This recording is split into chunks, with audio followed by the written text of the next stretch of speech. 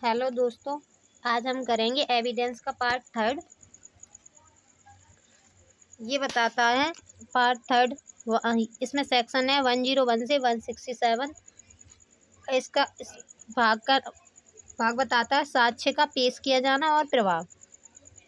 साक्ष्य का पेश किया जाना और उसका प्रभाव। इसमें चैप्टर है, पहला चैप्टर है चैप्टर 7 बताता है सबूत के भार के विषय में। तो चैप्टर 7 बता रहा है कि सबूत के भार के विषय में ये सारा चैप्टर बता रहा है। इसमें सेक्शन है 110 से 114 तक। तो इसमें पहला सेक्शन है 101। तो 101 कह रहा है सबूत का भार। तो ये कह रहा है चैप्टर, जो कोई न्यायालय में यह चाहता है कि वह ऐसे किसी विधिक अधिकार या दायित्व के बारे में निर्णय दे जो उन तथ्यों के अस्तित्व पर निर्भर है जिन्हें वह प्रख्यान करता है, उसे साबित करना होगा कि उन तथ्यों का अस्तित्व है। जब कोई तथ्य किसी तथ्य का अस्तित्व साबित करने के लिए आबद्ध है, तब यह कहा जाता है कि उस व्यक्ति पर सबूत का भार है। तो ये कह रहा है कि जो व्यक्ति न्यायालय से निर्णय पाने के लिए किसी तथ्य को साबित करने के लिए आबद्ध है, उस व्यक्ति पर ही सबूत का भार है। ठीक है, इसका इलस्ट्रेशन देख लेते हैं। ये कहता है ए न्यायालय से चाहता है कि वह बी को उस अपराध के लिए दंडित करने का निर्णय दे। ए न्यायालय से चाहता है कि बी को उस अपराध को करने के लिए निर्णय दे जिसके बारे में ए कहता है कि वह बी ने किया है। तो अब किसे साबित करना होगा? तो ये कह रहा है ए को यह साबित करना होगा कि बी ने ये अपराध किया है। ठीक है, तो हमेशा ये 101 वाला भार होता है, अभियोजक पे ही होता है। ठीक है, अब आ जाते हैं हम 102 में। 102 बताता है सबूत का भार किस पर होता है। तो अब ये कह रहा है कि 101 में कह रहा है, 102 में कह रहा है सबूत का भार किस पर होता है। ठीक है, तो ये कह रहा है किसी वाद या कार्रवाई में सबूत का भार उस व्यक्ति पर होता है जो असफल हो जाएगा या दोनों में से किसी भी ओर से कोई साक्ष्य ना दिया जाए। तो ये कह रहा है 101 कि सबूत का भार किस पर होता है। तो ये कह रहा है सबूत का भार उस व्यक्ति पर होता है जो किसी भी पक्ष से साक्ष्य न देने पर असफल हो जाएगा। ठीक है, तो सबूत का भार किस पर होगा? उस व्यक्ति पर जो ये चाहता है, अगर वो साक्ष्य नहीं देगा तो फिर क्या हो जाएगा? साक्ष्य न देने पर असफल हो जाएगा। अर्थात जो व्यक्ति न्याय चाहता है उसे संबंधित तथ्य को साबित करना होगा। तो इसमें सीधी सी बात है, जो न्याय चाहता है उसे क्या करना होगा? उसे सब तथ्य को साबित करना होगा। ठीक है, तो 101 में हमेशा सबूत का भार होता है अभियोजक पर, और 102 में ये बदलता रहता है। अभी जैसे कि अभी ए ने पेश कर दिए एविडेंस, तो ए पर है ए, तो अब क्या करे? बी करेगा। ठीक है, नहीं तो बी असफल हो जाएगा तो वो केस, ठीक है, फिर वो हार जाएगा तो फिर बी पे होगा, फिर बी कर देगा, फिर सी पे होगा। तो ये बदलता रहता है 102 वाला। ठीक है, अब चलते हैं आगे।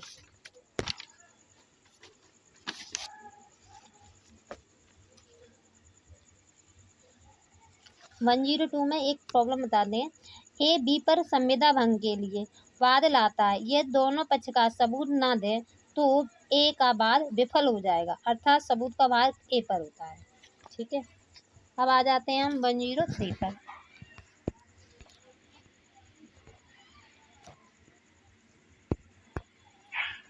103 कह रहा है विशिष्ट तथ्य के बारे में सबूत का भार। तो ये कह रहा है किसी विशिष्ट तथ्य के सबूत का भार उस व्यक्ति पर होता है जो न्यायालय से यह कहता है कि उसके अस्तित्व में विश्वास करे, जब तक कि किसी विधि द्वारा यह उपबंधित ना हो कि उस तथ्य का सबूत का भार किसी विशिष्ट व्यक्ति पर होगा। तो ये कह रहा है कि यदि कोई व्यक्ति यह चाहता है कि न्यायालय किसी विशिष्ट तथ्य पर विश्वास करे, ठीक है, अगर कोई चाहता है कि मेरी बात पर न्यायालय विश्वास करे, तो उसे वह विशिष्ट तथ्य क्या करना होगा? साबित करना होगा। अगर वो चाहता है कि न्यायालय मेरे तथ्य को माने, विश्वास करे, तो उसे क्या करना होगा? वो विशिष्ट तथ्य उसे साबित करना होगा। जैसे ये चाहता है कि न्यायालय विश्वास करे कि वह घटना के समय नहीं था, कहीं और था, तो ये कहीं और था, तो ये किसे साबित करना होगा? तो ये ए को साबित करना होगा। ठीक है, अब आ जाते हैं हम 104 पर। 104 कह रहा है साक्ष्य को ग्राह्य बनाने के लिए जो तथ्य साबित किया जाना है उसे साबित करने का भार।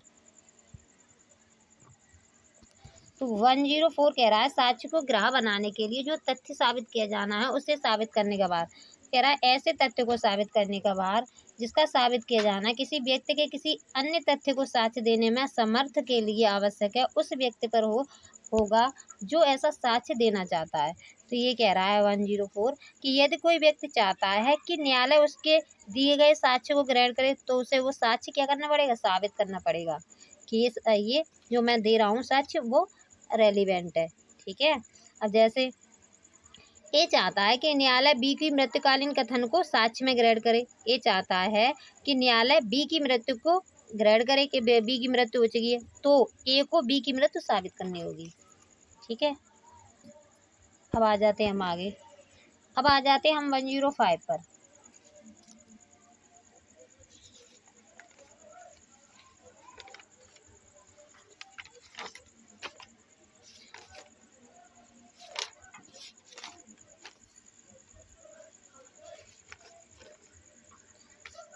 हाँ 105 कहता है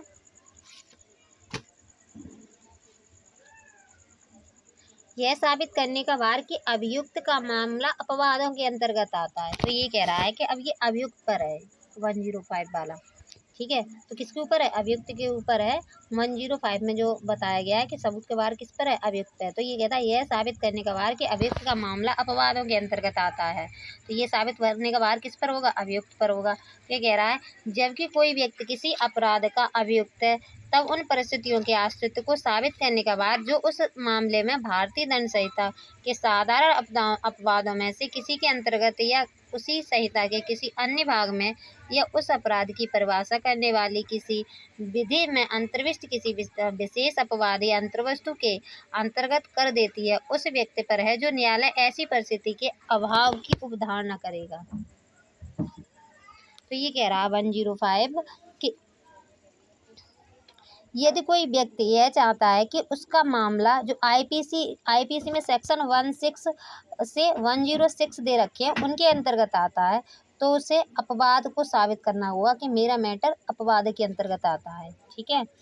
जैसे आईपीसी का चैप्टर 4 दे रखा है साधारण अपवाद, तो साधारण अपवादों के अंतर्गत अगर कोई अपराध आ जाता है तो उसे वहाँ अभियुक्त को क्या हो जाता है, थोड़ा रिलीफ मिल जाता है। तो ये कह रहा है कि अगर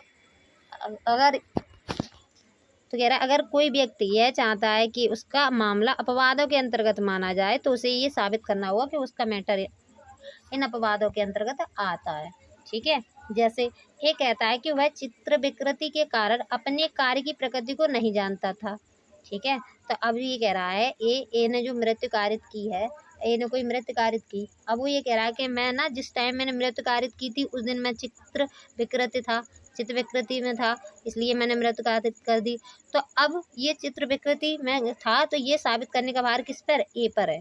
तो ए का मामला अपवादों के अंतर्गत आ रहा है, तो ये साबित कौन करेगा, ए करेगा। ठीक है। जैसे ये कह रहा हत्या के अभियुक्त ए अभिकथित करता है कि वह चित्रवती के कारण उस कार्य की प्रगति नहीं जानता था, तो सबूत का वार किस पर है, ए पर है।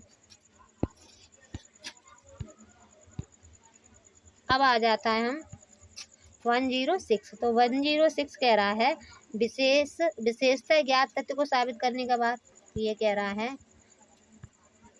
जबकि कोई तथ्य विशेष किसी व्यक्ति के ज्ञान में है तब उस तथ्य को साबित करने का भार उस पर ही होगा। तो 106 कह रहा है कि किसी विशेष तथ्य को साबित करने का भार, तो कह रहा है यदि कोई व्यक्ति किसी विशेष तथ्य को जानता है तो उसे यह साबित करना होगा कि ये तथ्य सुसंगत है। ठीक है। जैसे बी पर रेल से बिना टिकट यात्रा करने का आरोप है, बी पर क्या है, बिना टिकट यात्रा करने का आरोप है, तो यह साबित करने का भार कि उसके पास टिकट था बी पर ही होगा। ठीक है। तो ये कौन साबित करेगा, उसके पास टिकट था, बी साबित करेगा। अब आ जाते हैं 107 पर।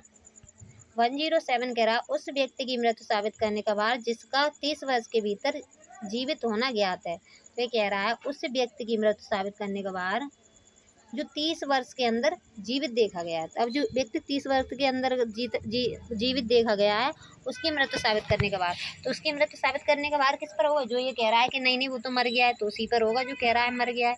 ठीक है। तो कह रहा है जबकि प्रश्न यह है कि कोई मनुष्य जीवित है या मर गया है और यह दर्शित किया गया है कि वह 30 वर्ष के भीतर जीवित था, तब यह साबित करने का भार कि वह मर गया है उस व्यक्ति पर होगा जो उसे प्रतिज्ञात करता है।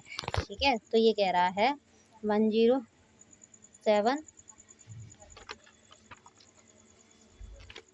107 कह रहा है कि 30 वर्ष के भीतर जीवित व्यक्ति की मृत्यु साबित करने का भार उस व्यक्ति पर होगा जो कहता है कि वह मर गया है। तो अगर कोई 30 वर्ष के अंतर्गत कोई जीवित देखा गया था, ठीक है, अब उसका कोई व्यक्ति ये कहता है कि नहीं नहीं वो तो मर गया है, तो उसको साबित करने का भार किस पर होगा? जो ये कह रहा है कि वो व्यक्ति मर चुका है। तो इसे कहते हैं जीवन की उपधारणा। 107 को कहते हैं जीवन की उपधारणा और 108 को कहते हैं मृत्यु की उपधारणा। अब आ जाते हैं हम 108 पर। 108 कह रहा है यह साबित करने का भार कि वह व्यक्ति जिसके बारे में 7 वर्ष से कुछ सुना नहीं है वह जीवित है। ठीक है, अब जैसे कोई व्यक्ति है तो ये कह रहा है 108 कि किसी व्यक्ति के बारे में ना 7 वर्ष से सुना नहीं है, जो उसके नियर रिश्तेदार हैं उन्होंने भी नहीं सुना। तो अब ये कोई व्यक्ति कह रहा है कि नहीं नहीं वो व्यक्ति तो जीवित है, तो फिर उसे ही साबित करना होगा जो कह रहा है। ठीक है, तो ये कह रहा है यह साबित करने का भार कि वह व्यक्ति जिसके बारे में 7 वर्ष से कुछ सुना नहीं है जीवित है। तो ये किसे करना होगा? जो ये कह रहा है कि नहीं नहीं वो तो जीवित है, तो इसे कहते हैं मृत्यु की उपधारणा। ठीक है, अब अंदर पढ़ते हैं। परंतु जबकि प्रश्न यह है कि कोई व्यक्ति जीवित है या मर गया है और यह साबित करने का भार यह साबित किया गया है कि उसके बारे में 7 वर्ष से उन्होंने कुछ नहीं सुना है।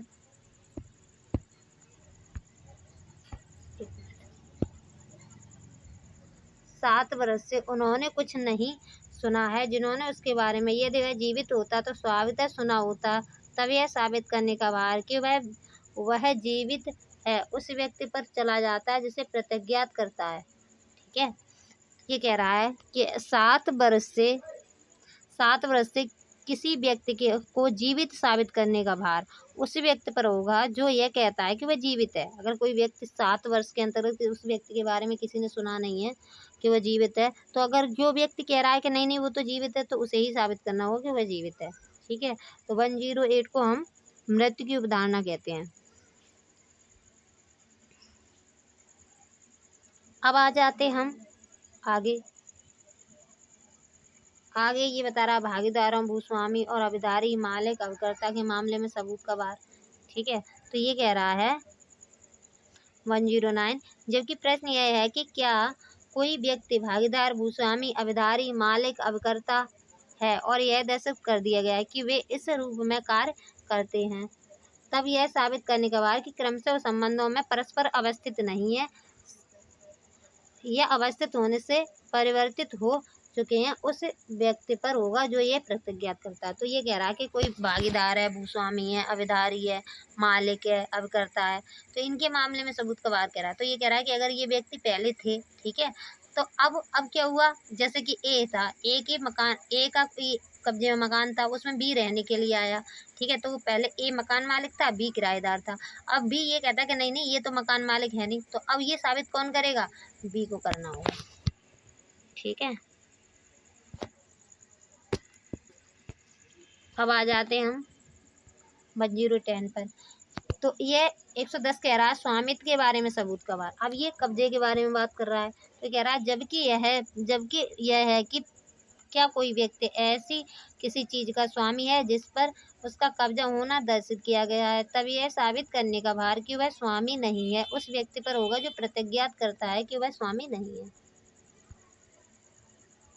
ठीक है, तो ये कह रहा है 108 किसी व्यक्ति का किसी वस्तु पर कब्जे की दशा में स्वामित्व के बारे में सबूत का भार उस व्यक्ति पर होता है जो यह कहता है कि वह स्वामी नहीं है। ठीक है, अब जिसके कब्जे में है हम उसी की वस्तु मानेंगे। ठीक है, जिसके कब्जे में कोई प्रॉपर्टी होती है तो हम उसी की मानते हैं। पर ये कह रहा है कोई व्यक्ति किसी वस्तु पर कब्जे की दशा में स्वामित्व के बारे में सबूत का भार उस व्यक्ति पर होगा जो यह कहता है कि वह स्वामी नहीं है। ठीक है, अगर जो कह रहा है कि नहीं नहीं इसके कब्जे में भले ही पर ये उस प्रॉपर्टी का स्वामी नहीं है, तो जो मना कर रहा है ना वही साबित करेगा कि इस प्रॉपर्टी का वो स्वामी नहीं है। ठीक है, अब आ जाते 111। ये कह रहा है उन व्यवहारों में सद्भाव का साबित किया जाना जिनमें एक पक्षकार का संबंध सक्रिय विश्वास का है। ठीक है, तो ये कह रहा है जहाँ के उन पक्षकारों के बीच के समव्यवहार की सद्भाव के बारे में प्रश्न यह है जिनमें से एक दूसरे के प्रति सक्रिय विश्वास की स्थिति में है, वहाँ उस व्यवहार के सद्भाव को साबित करने का भार उस पक्षकार पर है जो सक्रिय विश्वास की स्थिति में है।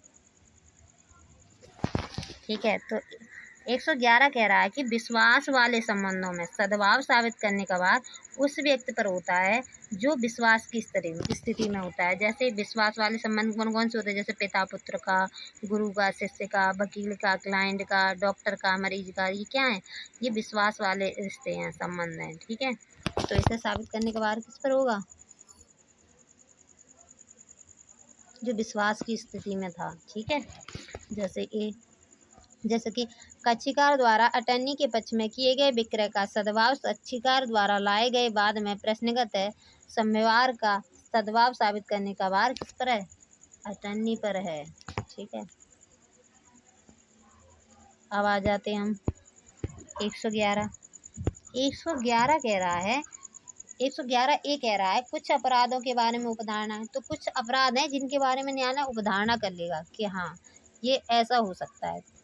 तो क्या है, ये कह रहा है जहाँ कोई व्यक्ति उपधारा 2 में बिना ऐसे किसी अपराध के ऐसे किसी क्षेत्र में जिसे उपद्रव्य को दबाने के लिए और लोक व्यवस्था को बहाली और उसे बनाए रखने के लिए बंद करने वाले तत्समय प्रबद्ध किसी अधिनियमित के अधीन विक्षुब्ध क्षेत्र घोषित किया गया है, या ऐसे किसी क्षेत्र में जिसमें 1 मास से अधिक के लिए लोक शांति में व्यापक विघ्न रहा है, किए जाने का अभियुक्त है, और यह दर्शित किया गया है कि ऐसा व्यक्ति ऐसे क्षेत्र में ऐसी स्थान पर ऐसे समय पर था जब ऐसे किसी सशक्त बलों या बलों के किन्हीं लोक व्यवस्था बनाए रखने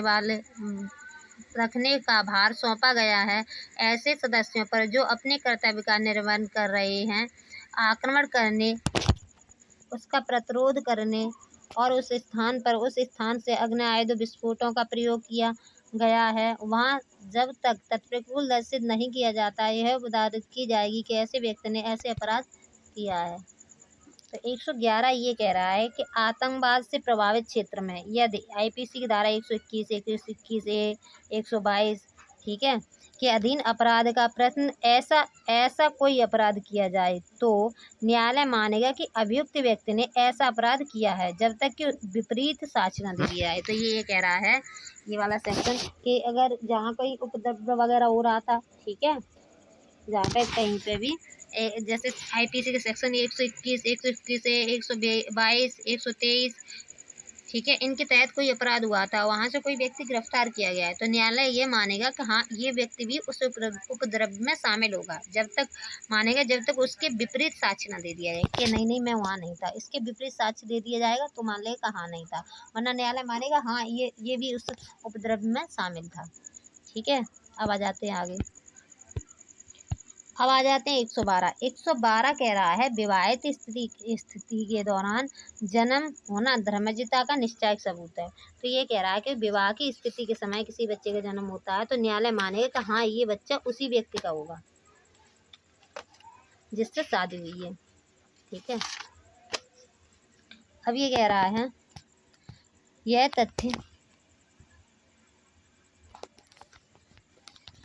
तथ्य कि किसी व्यक्ति का जन्म उसकी माता और किसी पुरुष के बीच विद्यमान विवाह के कायम रहते हुआ है या उसका विघटन होने के उपरांत माता के अविवाहित रहते हुए 280 दिन के भीतर हुआ है, इस बात का निश्चायक सबूत होगा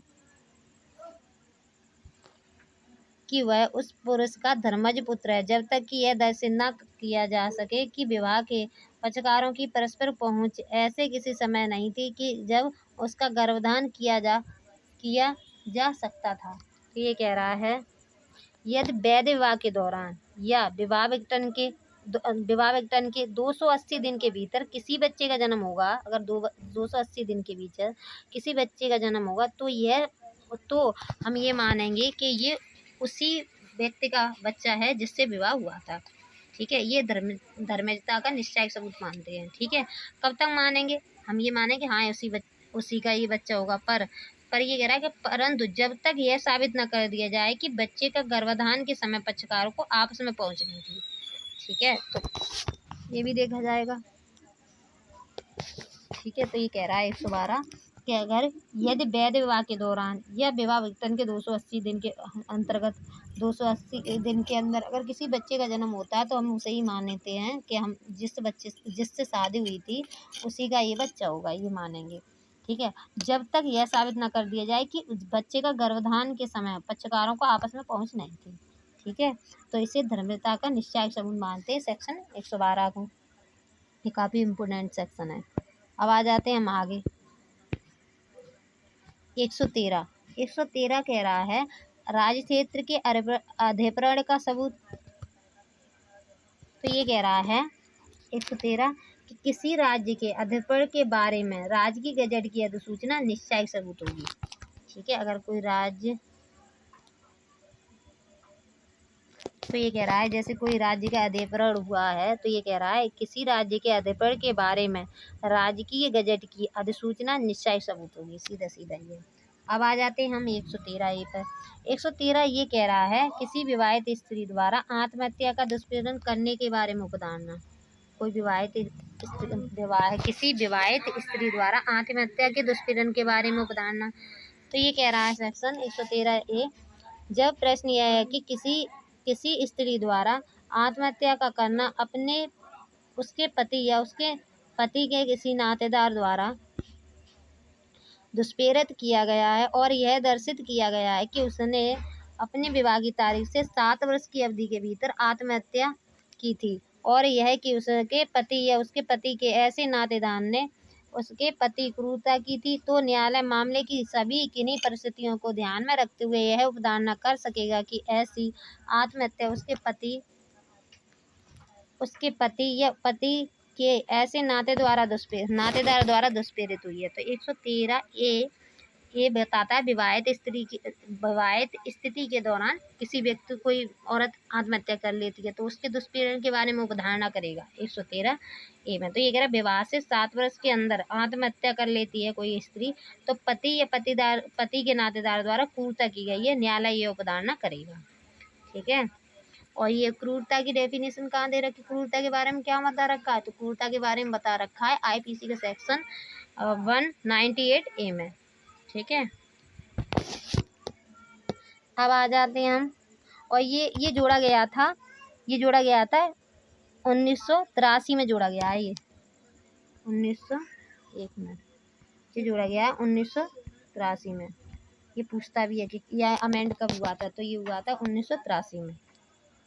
ठीक है, 113A 1983 में अमेंड हुआ है। अब आ जाते हैं हम आगे, अब आ जाते हैं 113B। ये दहेज हत्या के बारे में बताता है। तो ये कह रहा है दहेज मृत्यु के बारे में उपधारणा।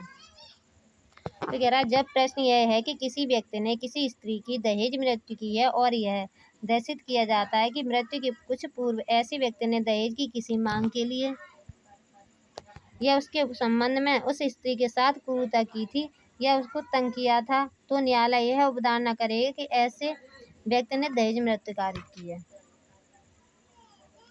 ठीक है, एक मिनट।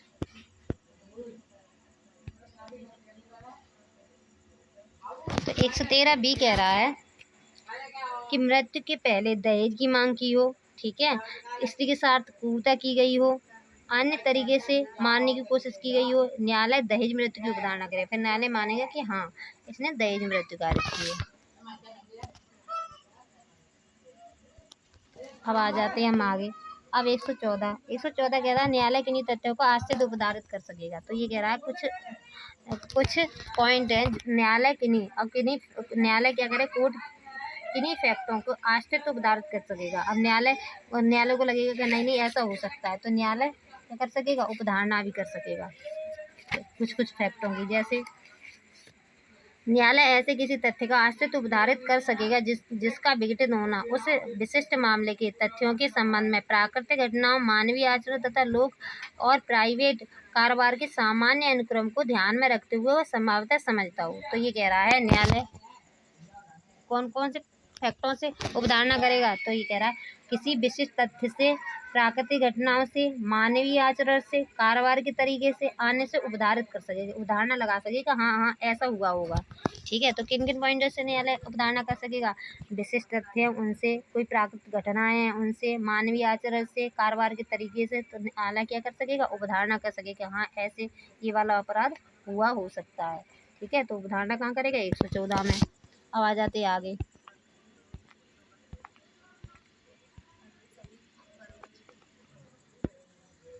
अब 114 ए कह रहा बलात्संग के लिए कतिपय अभियोजन में सम्मति के न होने के बारे में उदाहरणा है। तो 114 ये कह रहा है कि यदि अपराध आईपीसी की धारा 376 की किसी भी उपधारा में हुआ हो, तो यदि स्त्री कहती है कि उसने सहमति नहीं दी थी, तो न्यायालय यह उपधारणा करेगा कि उसने सहमति नहीं दी थी। बस इतना ये कह रहा है। ठीक है, न्यायालय ये कह रहा है कि अगर किसी स्त्री के साथ आईपीसी के सेक्शन 376 की उपधाराओं के अंतर्गत जो अपराध आते हैं, अगर वो अपराध हुए हैं और उस स्त्री ने ये कह दिया कि नहीं नहीं मैंने सहमति नहीं दी थी, मेरे साथ जबरदस्ती की गई है, तो न्यायालय यह उपधारणा करेगा कि हाँ उसने सहमति नहीं दी होगी। अब आ जाते हैं हम चैप्टर 8। चैप्टर 8 बताता है विबंधन के बारे में। चैप्टर 8 बताता है विबंधन के बारे में, और ये कहाँ से शुरू होता है? ये इसमें सेक्शन 115 से शुरू होता है और ये है 117 तक। तो पहला सेक्शन देखते हैं मैं 115 बताता है विबंधन के बारे में। तो ये कह रहा है जबकि एक व्यक्ति ने अपनी घोषणा कार्य या लोक द्वारा अन्य व्यक्ति को विश्वास आशय कराया है या यह कर लेने दिया है कि कोई बात सत्य है और ऐसे विश्वास पर कार्य कराया या करने दिया है, तब ना तो उसे और न उसके प्रतिनिधि को अपने और ऐसे व्यक्ति के या उसके प्रतिनिधि के बीच किसी बाद कार्रवाई में उस बाद की सत्यता या प्रख्यान करने में दिया जाएगा। तो ये कह रहा है 115 जब एक व्यक्ति किसी दूसरे व्यक्ति को झूठ बोलकर क्या करता है, किसी बात को सत्य होने की विश्वास कराता है, दूसरे व्यक्ति को विश्वास करके उसके अनुसार कोई कार्य करा लेता है, तो पहले व्यक्ति को अपनी बात से पलटने का अधिकार नहीं है। तो इसे कहते हैं विबंधन। ठीक है, किसी व्यक्ति को आप विश्वास दे देते हो और फिर मना करते हो, तो फिर न्यायालय क्या कह रहा है? वो विबंधन हो जाएगा। ठीक है, तो अपनी बात से पलट नहीं सकते। जैसे यदि ए बी को यह विश्वास कराता है कि कोई भूमि उसकी है तथा बी को उसे खरीदने के लिए उत्प्रेरित करता है, बी ए को भूमि का मूल्य दे देता है, तो यहाँ ए अपनी बात से पलट नहीं सकता कि भूमि उसकी नहीं है। ठीक है,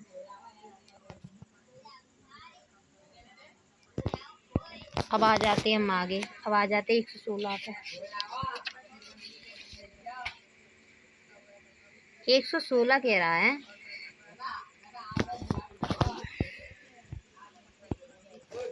एक मिनट 116 कह रहा है अभिधारी का और कब्जाधारी व्यक्ति की अनुज्ञप्ति का विबंधन। तो ये बता रहा है कब्जाधारी और मालिक के विबंधन के बारे में बता रहा है। किसके?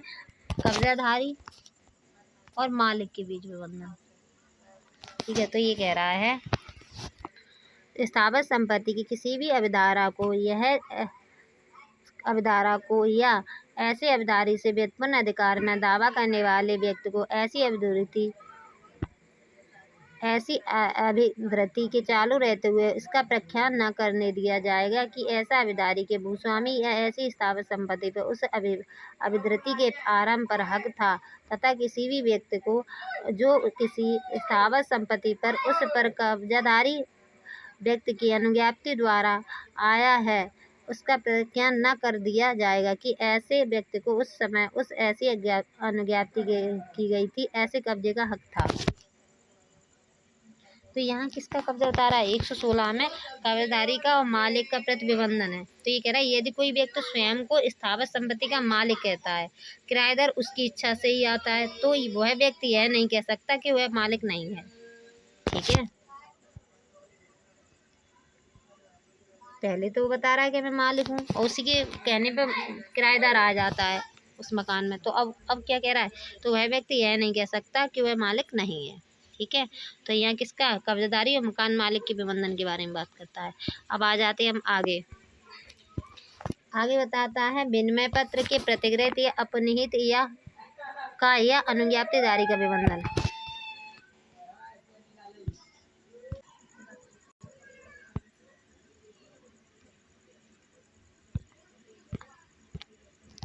हाँ, अब आ जाते हैं हम सेक्शन 117 पे। 117 कह रहा है विनिमय पत्र के प्रतिगृहित का, उपनीति का या अनुधारी का विबंधन।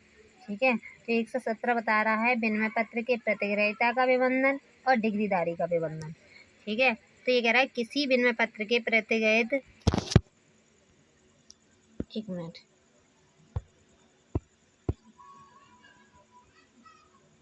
हाँ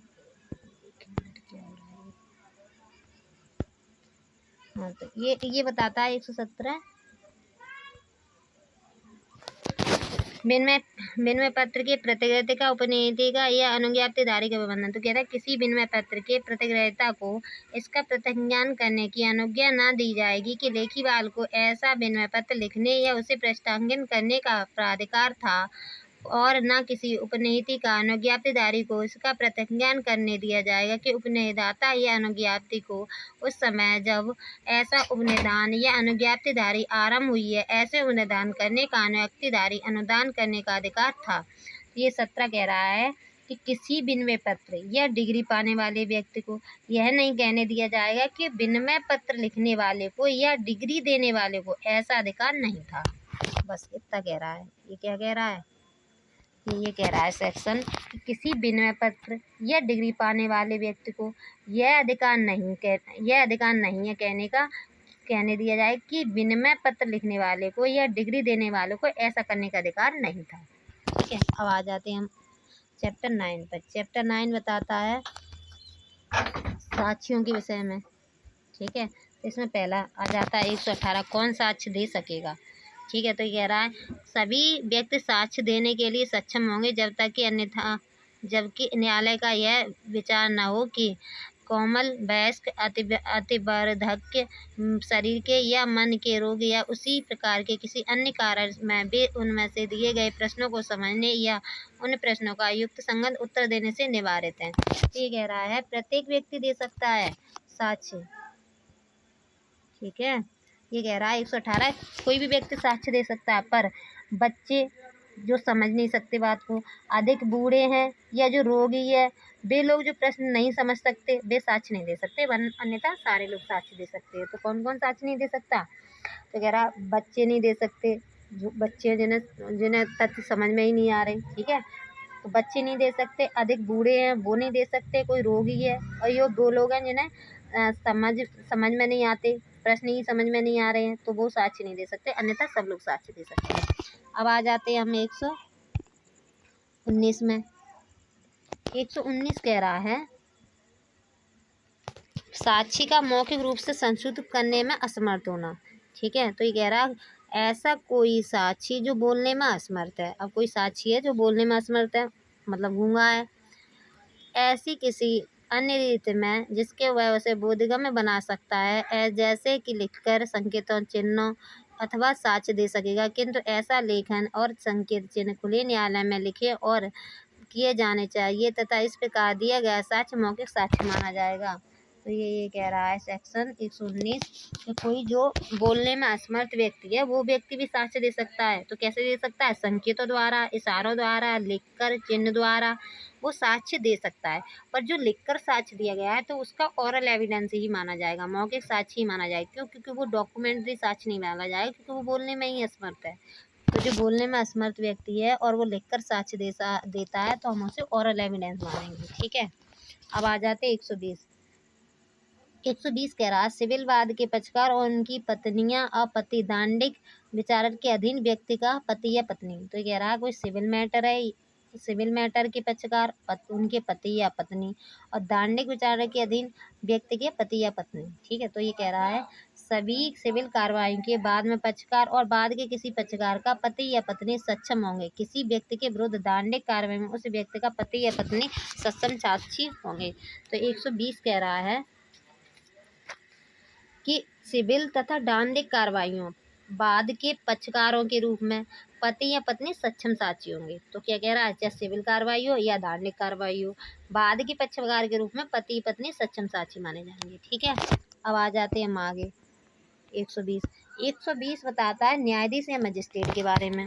ठीक है, तो ये कह रहा है कोई भी न्यायाधीश या मजिस्ट्रेट न्यायालय में ऐसे न्यायाधीश या मजिस्ट्रेट के नाते अपने स्वयं के आचरण के बारे में या ऐसा किसी बात के बारे में जिसका ज्ञान उसे ऐसे न्यायाधीश या मजिस्ट्रेट के नाते न्यायालय में हुआ है किन्हीं प्रश्नों का उत्तर देने के लिए किसी न्यायालय के विशेष आदेश के सिवाय जिसके वह अधीनस्थ है विवश नहीं किया जाएगा, किंतु अन्य बातों के बारे में जो उसकी उपस्थिति में उस समय घटित हुई थी जब वह ऐसे कार्य कर रहा था उसकी परीक्षा की जा सकेगी। तो ये कह रहा है 121, ये न्यायाधीश और मजिस्ट्रेट के बारे में कह रहा है। तो ये कह रहा है कोई न्यायाधीश या मजिस्ट्रेट अपने आचरण के बारे में जैसे अब कहीं वो कार्य के समय पता चले कि किसी तथ्य के बारे में कोई तथ्य के बारे में उसे पता चल रहा है जब वो कार्य कर रहा था, तो ये कह रहा है किसी विशिष्ट न्यायालय के आदेश के सिवाय साक्ष्य देने के लिए उसे विवश नहीं किया जाएगा। तो कह रहा है कि अगर न्यायाधीश या मजिस्ट्रेट को जब वो कार्य कर रहा था तो उसे मजिस्ट्रेट अपने आचरण के बारे में कोई उसे तथ्य पता चला है तो उसे साबित करने के लिए नहीं बुलाया जाएगा जब तक उसे विशेष कोर्ट ऑर्डर न दे। जो उससे बड़ी कोर्ट है वो आदेश भेजेगी तभी उसे विवश किया जा सकता है। ठीक है, अब चलते हैं आगे। हाँ, इसका इलस्ट्रेशन देख लेते हैं। एक सेशन न्यायालय की समझ अपने विचार में ये कहता है कि अभिसाक्ष्य मजिस्ट्रेट बी द्वारा अनुचित रूप से लिया गया था। तद विषय प्रश्नों को उत्तर देने के लिए ए को किसी विशिष्ट न्यायालय के विशेष आदेश के सिवाय विवश नहीं किया जाएगा। तो कौन बुला सकता है, कोई बड़ा कोर्ट, उससे विशेष कोर्ट है वो ऑर्डर करके ही बुला सकता है। ठीक है, अब आ जाते हैं हम 122। 122 कहता है, ये काफ़ी पूछे जाते हैं। 122 कहता है विवाहित स्थिति के दौरान में की गई संसूचनाएं। तो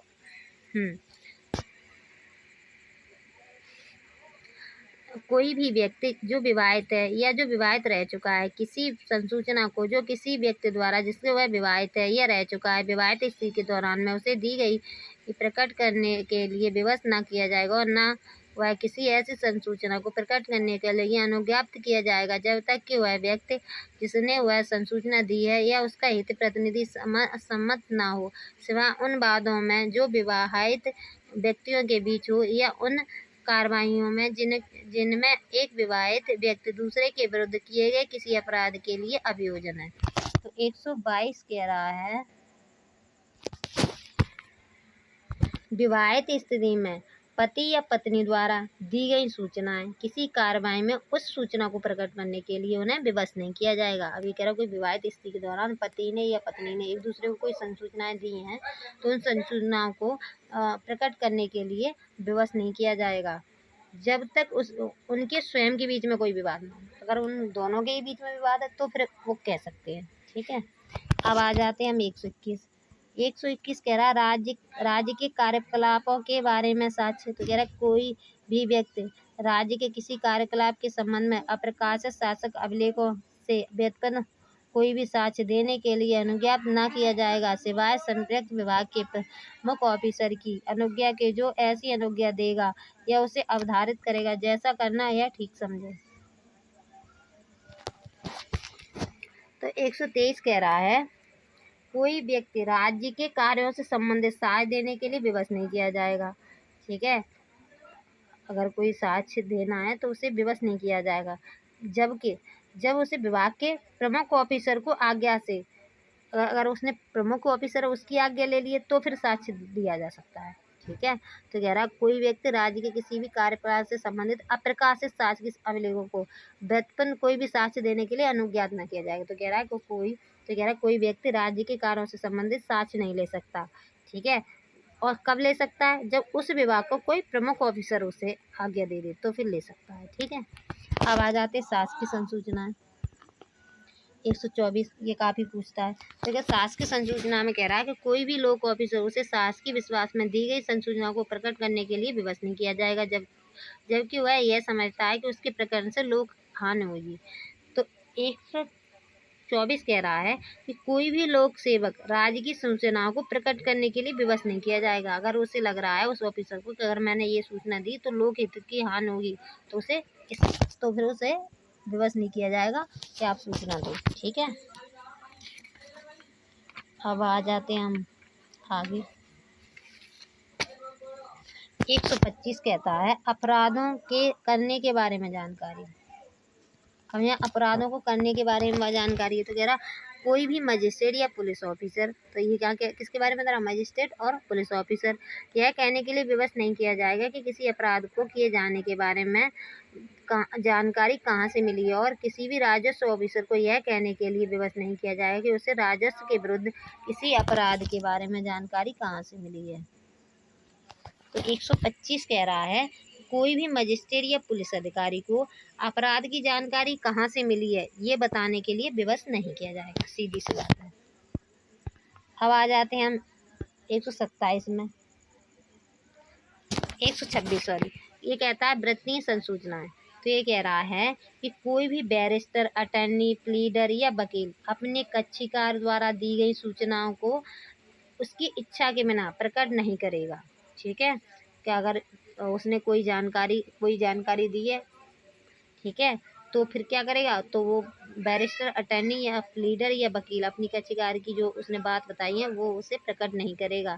तथा कोई क्लाइंट, अब दूसरे पॉइंट में कह रहा है, पहले में बता दिया कि कोई वकील वगैरह के बारे में बता दिया कि अगर वकील से क्लाइंट ने सारी बात बता दी है तो उसे क्या प्रकट नहीं करेगा वकील के, हाँ कि ये वाला अपराध इसने किया है, इसने मुझे बताया था, तो ये वो प्रकट नहीं करेगा। अब दूसरे में ये कह रहा है, दूसरे क्लॉज में ये कह रहा है कि अगर कोई क्लाइंट किसी दस्तावेज को या किसी सलाह को जो उसके प्लीडर या वकील ने दी है उसे प्रकट नहीं करेगा। तो पहले हम बता दिया कि क्लाइंट ने कुछ भी वकील को आके बताया तो वकील प्रकट नहीं करेगा। ठीक है, और अगर सेकंड में ये कह रहा है कि अगर वकील ने कोई सलाह दी है अपने क्लाइंट को तो क्लाइंट भी नहीं प्रकट कर सकता कि वकील साहब ने हमें ये सलाह दी है, हमें ये सलाह दी है। ठीक है, तो पहले में बताया गया है, पहले में वकील को रोका गया है, दूसरे में क्लाइंट को रोका गया है। ठीक है, अब आगे जाते हैं 127 कह रहा है धारा 126 दुभाषियों आदि को भी लागू होगी। ठीक है, तो ट्रांसलेटर वगैरह हैं उनको भी ये सेक्शन 126 लागू होगा, ये कह रहा है 127। अब आ जाते हैं 128 में, 128 एक मिनट, 128 कह रहा है साक्ष्य देने के लिए स्वयंतः उद्यम होने से विशेषाधिकार अभिव्यक्त नहीं हो जाता। तो 128 कह रहा है यदि किसी वाद का कोई पक्षकार स्वप्रेरणा से ही या अन्यथा उसके साक्ष्य देता है तो यह न समझा जाए कि तदनंतर उसने ऐसे प्रकटन के लिए जैसा धारा 126 में वर्णित है सहमति दे दी है, तथा यदि किसी वाद या कार्रवाई का कोई पक्षकार ऐसे किसी बैरिस्टर, अटर्नी या वकील को साक्षी के रूप में बुलाता है तो यह है कि उसने ऐसा प्रकरण के लिए अपनी सहमति दे दी है, केवल तभी समझा जाएगा जबकि वह ऐसे बैरिस्टर, अटर्नी या वकील से उन बातों को बारे में प्रश्न करे जिनके प्रकटन के लिए वह ऐसे प्रश्नों को अभाव में स्वामित्व न हो। तो इसमें ये कह रहा है कि अगर कोई क्लाइंट है वो अपना जुर्म कबूल कर लेता है, ठीक है, तो अब इसका मतलब ये नहीं है कि वकील साहब को उसने बताया था तो वकील साहब भी जाके कहेंगे कि हाँ सर सही बात है, इसने हमें बताया था। ठीक है, तो कब तक नहीं कहेंगे, जब तक वो स्वयं ना बुलाए वकीलों के, हाँ सर मैंने इनको भी अपना जुर्म कबूल किया था, तभी प्रकट किया जाएगा। ठीक है, वरना ये कह रहा है कि अगर क्लाइंट किसी अपराध में अपना क्राइम अपराध को, ऑफेंस को एक्सेप्ट कर लेता है तो इसका मतलब ये नहीं कि वकील साहब जी जाके कहेंगे हाँ सर इसने ही किया, इसने मुझे ही बताया था। ठीक है, अब आ जाते हैं 129 कह रहा है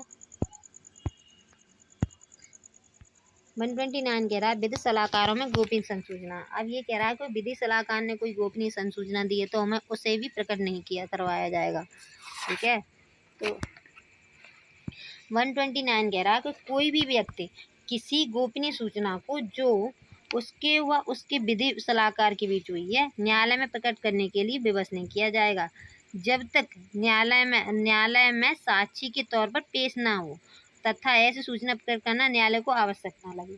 ठीक है। तो क्या कह रहा है कि कोई भी व्यक्ति किसी गोपनीय सूचना को जो उसके और उसके उसके विधिक सलाहकार के बीच हुई है उसे न्यायालय में प्रकट करने के लिए विवश नहीं किया जाएगा जब तक न्यायालय ना कहे कि आप प्रकट करो। ठीक है। अगर न्यायालय साक्षी के रूप में बुलाएगा तो फिर उसे करना होगा। ठीक है। अब आ जाते हैं 130 पे। 130 कह रहा है जो साक्षी पक्षकार नहीं है उसके हक विलेखों के पेश किया जाना।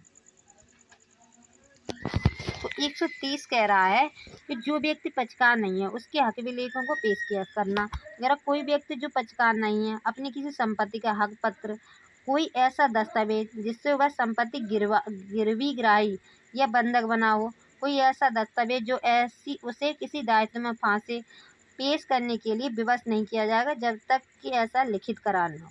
ठीक है।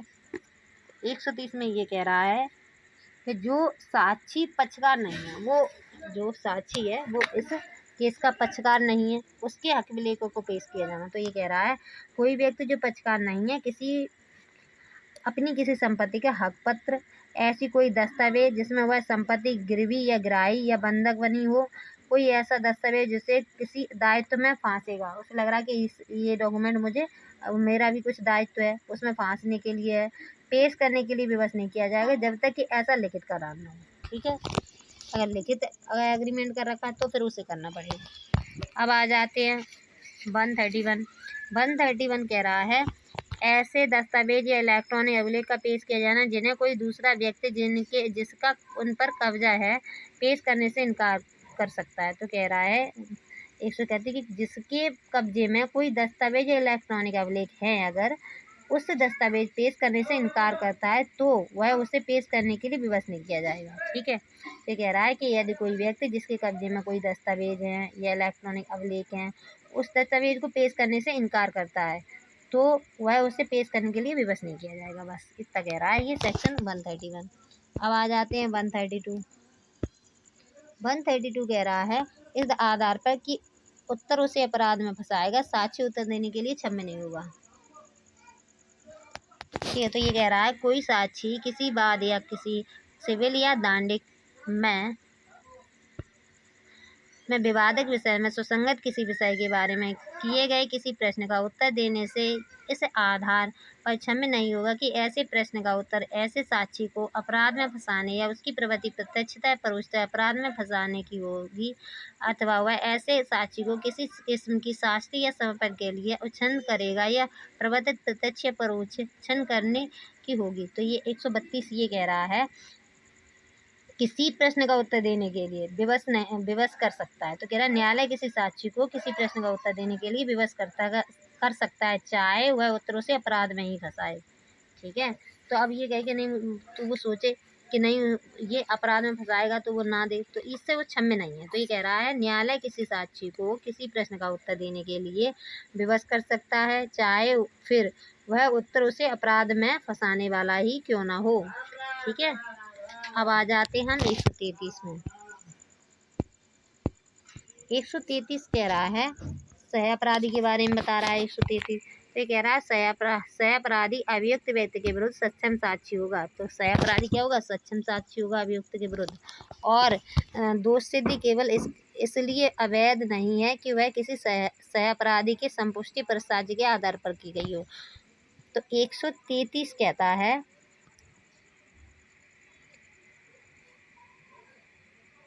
133 कहता है न्यायालय सह अपराधी के साक्ष्य को संपुष्टि के बाद विश्वास मान सकेगा कि ये तथ्य सही है। तो ये कह रहा है सह अभियुक्त सक्षम साक्षी होगा। तो सह अपराधी क्या माने जाएगा? सक्षम साक्षी मानेगा। न्यायालय सह अपराधी के साक्ष्य को संपुष्टि के बाद विश्वास नहीं मान सकेगा। ठीक है। तो ये न्यायालय क्या मानेगा? हाँ ये सही कह रहा है। ठीक है। सह अपराधी है तो जो कह रहा है वो सही कह रहा होगा, ये मानेगा। पर वो कह रहा है न्यायालय सह अपराधी के साक्ष्य को संपुष्टि के बाद विश्वास नहीं मानेगा। ठीक है। अब आ जाते 134। 134 कह रहा है साक्षियों की संख्या। तो साक्षियों की संख्या क्या होगी? तो 134 कह रहा है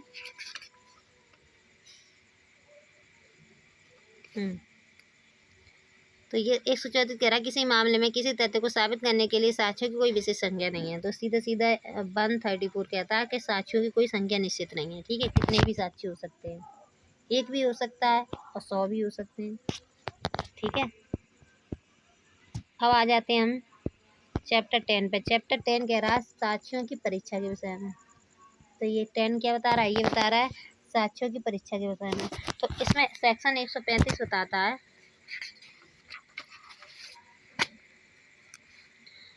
साक्ष्यों के पेशकश और उनकी परीक्षा का क्रम। तो क्या बता रहा है? तो ये कह रहा है साक्ष्यों के पेश कैसे किया जाएगा और इनकी परीक्षा कैसे की जाएगी। तो ये बताता है सेक्शन 135।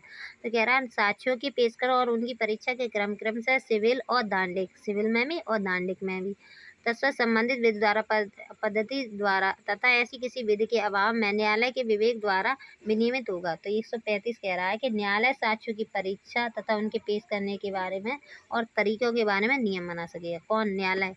न्यायालय बताएगा कि कैसे पेश करना है और कैसे परीक्षा लेनी है। ठीक है, तो ये कौन डिसाइड करेगा? ये न्यायालय डिसाइड करेगा। अब आ जाते हैं हम 136 में। 136 कह रहा है न्यायाधीश साक्ष्य की ग्राह्यता के बारे में निश्चय करेगा। तो ये सीधा सीधा ये कह रहा है कि न्यायालय निश्चित करेगा कि तथ्य सुसंगत है या नहीं, और तथा यह साक्ष्य में ग्राह्य होना चाहिए या नहीं। तो ये कौन डिसाइड करेगा? ये न्यायालय डिसाइड करेगा कि ये फैक्ट रेलिवेंट है या इनरेलिवेंट है, और इसे ग्राह्य करना चाहिए या नहीं करना चाहिए। ठीक है, बस इतना कह रहा है। अब आ जाते हैं हम आगे। अब आ जाते हैं हम 137 पे। ये कह रहा है, ये डेफिनेशन बता रहा है। तो मुख्य परीक्षा क्या है? तो कह रहा है उस पक्षकार द्वारा जो उसे बुलाता है वो मुख्य परीक्षा करता है। अब कह रहा है प्रति परीक्षा का क्या होगी? तो विपरीत पक्षकार द्वारा की गई परीक्षा प्रति परीक्षा मानी जाएगी। अब पुनः परीक्षा क्या है? तो ये कह रहा है प्रति परीक्षा के बाद वापस उसी पक्षकार द्वारा जिसने उसे बुलाया था वो परीक्षा करता है तो उसे पुनः परीक्षा माना जाएगा। ठीक है, अब आ जाते हैं हम आगे 138। 138 कहता है कि परीक्षाओं का क्रम। ऊपर डेफिनेशन बता रहा है 137 में, 138 में बता रहा है कि कौन सी परीक्षा किसके बाद होगी। तो ये कह रहा है सबसे पहले मुख्य परीक्षा होगी, उसके बाद प्रति परीक्षा होगी, और प्रति परीक्षा के बाद उत्पन्न हुए प्रश्नों को उत्तर के लिए जो परीक्षा होगी उसे कहेंगे हम पुनः परीक्षा। ठीक है, तो इसमें सीधा सीधा है, पहले मुख्य परीक्षा होगी, फिर प्रति परीक्षा होगी और फिर पुनः परीक्षा होगी। अब आ जाते हैं आगे। अब 139 कह रहा है किसी दस्तावेज को पेश करने के लिए सम्मानित व्यक्ति की प्रति परीक्षा। तो ये कह रहा है कि जिस व्यक्ति को सम्मन किया गया है डॉक्यूमेंट पेश करने के लिए उस व्यक्ति की प्रति परीक्षा होगी क्या? तो ये कह रहा है 139 कि नहीं होगी। तो ये कह रहा है किसी दस्तावेज को पेश करने के लिए सम्मानित व्यक्ति केवल इस तथ्य के कारण कि वह पेश करता है, डॉक्यूमेंट पेश करता है, साक्षी नहीं हो जाता, तथा यदि और जब तक वह साक्षी के तौर पर न बुलाया गया हो उसकी प्रति परीक्षा नहीं कर सकता। तो ये क्या कह रहा है? ये कह रहा है यदि किसी व्यक्ति को कोई दस्तावेज पेश करने के लिए सम्मन किया गया है वह साक्षी नहीं मान लिया जाएगा जब तक उसे साक्षी के तौर पर न्यायालय नहीं बुलाता है और उसकी प्रति परीक्षा नहीं कराई जाएगी। ठीक है, अब आ जाते हैं 140 सील का साक्ष्य देने वाले साक्षी। तो ये कह रहा है जो सील का साक्ष्य दे रहे हैं उनकी, तो कह रहा है सील का साक्ष्य देने वाले साक्षी की प्रति परीक्षा व पुनः परीक्षा की जा सकेगी, किंतु आईपीसी की धारा 34, 102 और 164 के मामले ऐसा साक्ष्य असंगत है। तो 140 क्या कह रहा है? 140 कह रहा है सील का साक्ष्य देने वाले साक्षियों की पुनः परीक्षा भी हो सकती है और प्रति परीक्षा भी हो सकती है। अब आ जाते हैं 140। अभी 140 कह रहा है 140 नहीं 141 पे आ गए हम। ठीक है, तो 141 कह रहा है हमारा, एक मिनट,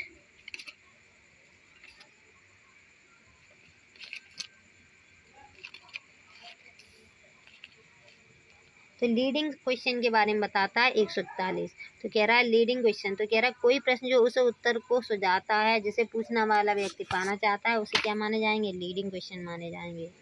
ठीक है, तो ये कह रहा है सेक्शन 141। तो ये कह रहा है ऐसा प्रश्न जो ऐसे उत्तर को सुझाता है जो पूछने वाला व्यक्ति पाना चाहता है उसे सूचक प्रश्न माना जाएगा। जैसे जैसे ए पूछता है कि क्या तुम मेरठ में रहते हो। अब ए ने पूछा बी से क्या तुम मेरठ में रहते हो, तो अब क्या कह रहा है? बी कह देता हाँ मैं मेरठ में रहता हूँ। तो ये क्या है? ये सूचक प्रश्न है, क्योंकि इसका हाँ ना में आंसर है। तो ये क्या है? सूचक प्रश्न है। ठीक है, क्योंकि जो व्यक्ति आंसर पाना चाहता था वो उसने पा लिया। तो ये क्या है? ये लीडिंग क्वेश्चन है। अब आ जाते हैं 142 पे। तो कह रहा कब नहीं पूछे जाएंगे लीडिंग क्वेश्चन। तो 142 कह रहा है मुख्य परीक्षा और पुनः परीक्षा। सूचक प्रश्न मुख्य परीक्षा में या पुनः परीक्षा में यदि विरोधी पक्ष का द्वारा अपेक्षित किया जाता है न्यायालय की अनुज्ञा के बिना नहीं पूछे जाएंगे। ये क्या कह रहा है कि जो मुख्य परीक्षा है और पुनः परीक्षा है उसमें ये लीडिंग क्वेश्चन नहीं पूछे जाएंगे। ठीक है, न्यायालय की अनुज्ञा के बिना। न्यायालय अनुमति दे देता है तो पूछ सकते हो। अब आ जाते आगे। अब ये कह रहा है 143 कि उन्हें कब पूछा जा सकता है। अब जो लीडिंग क्वेश्चन है हम उन्हें कब कर सकते हैं, तो ये कह रहा है प्रति परीक्षा में कर सकते हो आप। ठीक है, लीडिंग क्वेश्चन कब पुट अप कर सकते हैं, तो ये कह रहा है कि आप प्रति परीक्षा में कर सकते हो। अब आगे आ जाते हैं।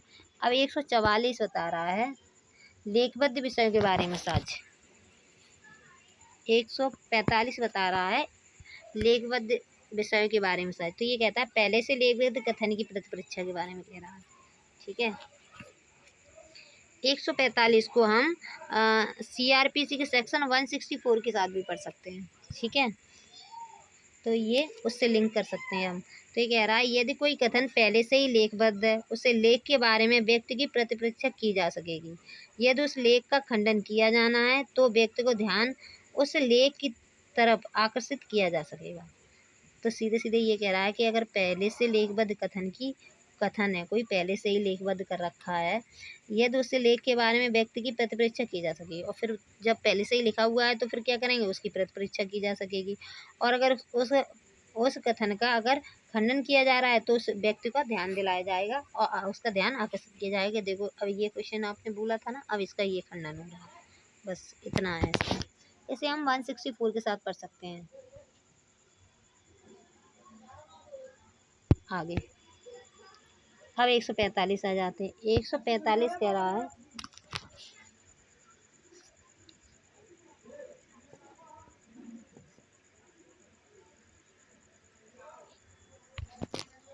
सॉरी मैंने कुछ गड़बड़ बोल दिया। 100 दोबारा देख लेते हैं। 144 कह रहा है लेखबद्ध विषय के बारे में साक्ष्य। तो ये कह रहा है जिस विषय के बारे में साक्षी की परीक्षा हो रही है न्यायालय पूछ सकेगा कि क्या हुआ दस्तावेज में या संविदा में कहीं लिखा हुआ ये तथ्य है। तो अगर वो कह देता हाँ तो फिर वो लिखा हुआ डॉक्यूमेंट ही पेश किया जाएगा। ठीक है,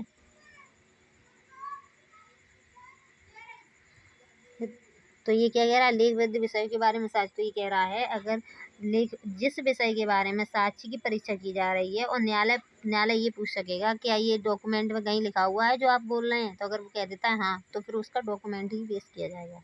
ठीक है, तो ये कह रहा है 144। अब आ जाते 145।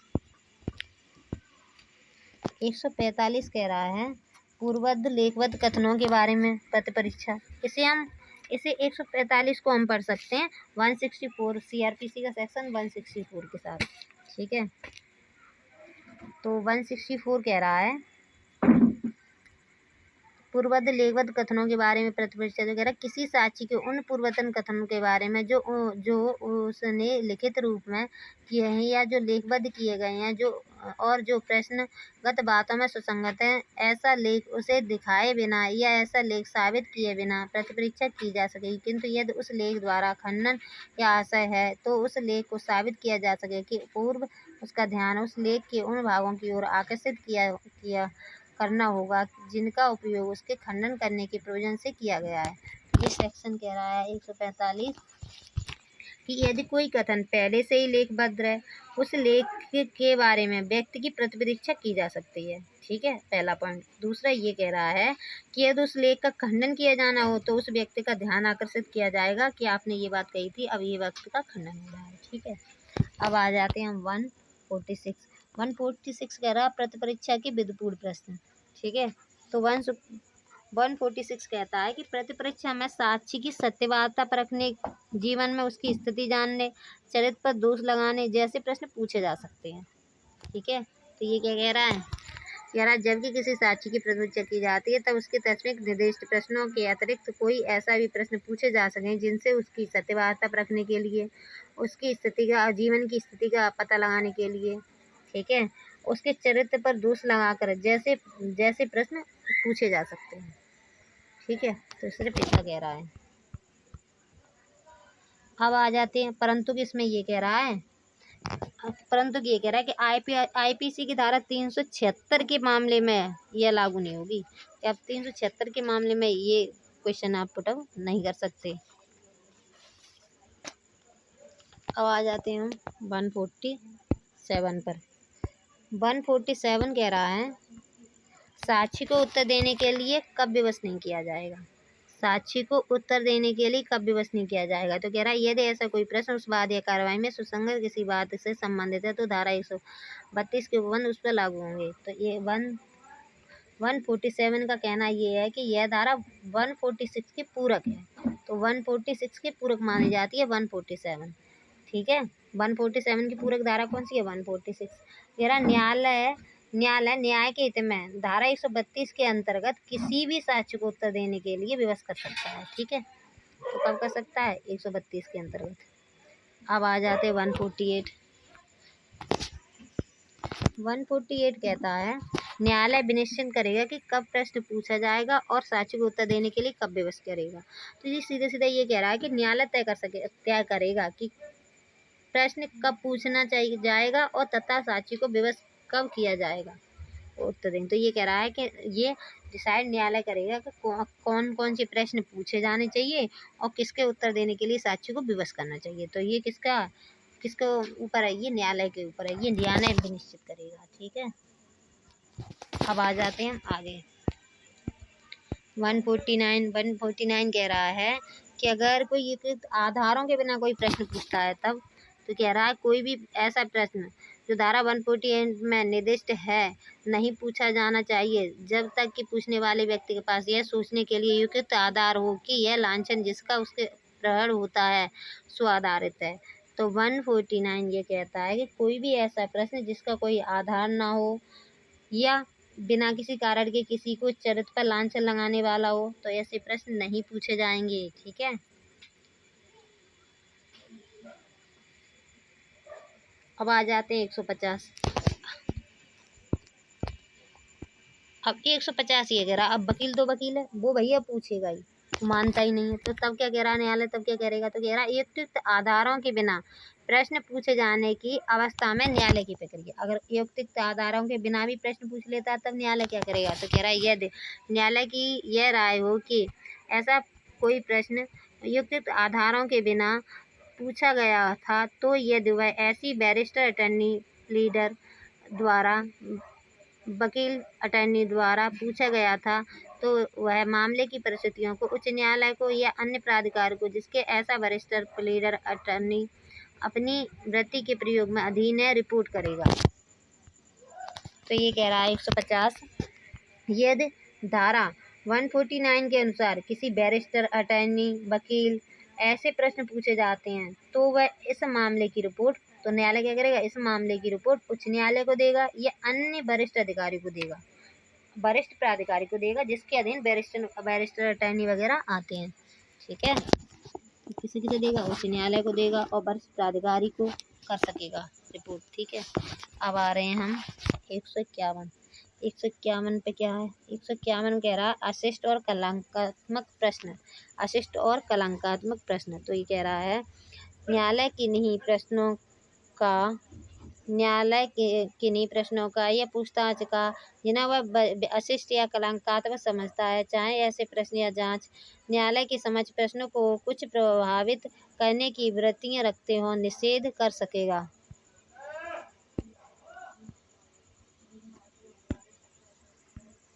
निषेध कर सकेगा जब तक कि वे विवादक तथ्यों के या ऐसे विषय के संबंध में न हो जिनके ज्ञात होना यह अवधारित करने के लिए आवश्यक है कि विवादक तथ्य विवादक थे या नहीं। तो 151 कह रहा है किसी बात या कार्रवाई में अशिष्ट कलंकात्मक प्रश्न नहीं पूछे जाएंगे। न्यायालय ऐसे प्रश्नों को रोक लगा देगा कि भैया आप ऐसे प्रश्न नहीं पूछ सकते हैं। ठीक है, ये कह रहा है 151 क्या कह रहा है, किसी बात या कार्रवाई में अशिष्ट कलंकात्मक प्रश्न नहीं पूछे जाएंगे। न्यायालय ऐसे प्रश्न पूछने पर क्या लगाएगा, रोक देगा। ठीक है, अब आ जाते हम आगे कह रहा है 152 अपमानित या क्षुब्ध करने के लिए आशयित प्रश्न। अपमानित या क्षुब्ध करने के लिए आशयित प्रश्न। अब ये कह रहा है न्यायालय ऐसे प्रश्न का निषेध करेगा जो उसे ऐसा प्रतीत होता है कि वह अपमानित या चुप करने के लिए आश्रित है या जिद स्वयं में उचित है, तथापि रूप में न्यायालय को ऐसा प्रतीत होता है कि वह अनावश्यक तौर पर संतापकारी है। तो कह रहा है न्यायालय अपमानित या क्षुब्ध करने वाले प्रश्नों पर रोक लगा सकेगा, चाहे वे अपने आप में उचित हों या क्यों ना हो, फिर उचित ही क्यों ना हो। तो क्या कहेगा, न्यायालय को लग रहा है कि ये परेशान करने के लिए उसे पूछे जा रहे हैं, तो उन प्रश्नों पर क्या करेगा, मना कर देगा पूछने के लिए। ठीक है, कौन कौन से अपमानित या क्षुब्ध करने वाले प्रश्न, न्यायालय अपमानित या क्षुब्ध करने वाले प्रश्नों पर रोक लगा सकेगा, चाहे वे अपने आप में उचित ही क्यों ना हो। ठीक है, अब आ जाते हैं 153 कह रहा है सत्यवादिता परखने के प्रश्नों को उत्तर का खंडन करने के लिए साक्ष्य का प्रवर्जन। तो कह रहा है जबकि किसी साक्षी से ऐसा कोई प्रश्न पूछा गया हो जो जांच से केवल वहीं तक सुसंगत है जहां तक कि वह उसके सील को क्षति पहुंचा कर उसकी विश्वसनीयता को धक्का पहुंचाने की प्रवृत्ति रखता है और उसने उसका उत्तर दे दिया हो, तब उसका खंडन करने के लिए कोई साक्ष्य नहीं दिया जाएगा। किंतु यदि वह मिथ्या कथन देता है तो तत्पश्चात उस पर मिथ्या साक्ष्य देने का आरोप लगाया जा सकेगा। तो ये कह रहा है 153 कि यदि किसी व्यक्ति को सत्यवादिता परखने के लिए किसी व्यक्ति के चरित्र पर दोष लगाने वाले प्रश्न पूछे जाते हैं तो उनके उत्तर का खंडन करने के लिए साक्ष्य नहीं दिया जाएगा। ठीक है, ये क्या कह रहा है, न्यायालय ये कह रहा है यदि किसी व्यक्ति को सत्यवादिता परखने के लिए किसी व्यक्ति की सत्यवादिता परखने के लिए पूछे जा रहे हैं या किसी व्यक्ति के चरित्र पर दोष लगाने वाले प्रश्न पूछे जाते हैं तो उनके उत्तर का खंडन करने के लिए फिर साक्ष्य नहीं दिया जाएगा। अगर उसने उत्तर दे दिया है तो अब ये नहीं कहा जाए कि नहीं इसके खंडन के लिए साक्ष्य दो। तो ये कह रहा है न्यायालय। ठीक है,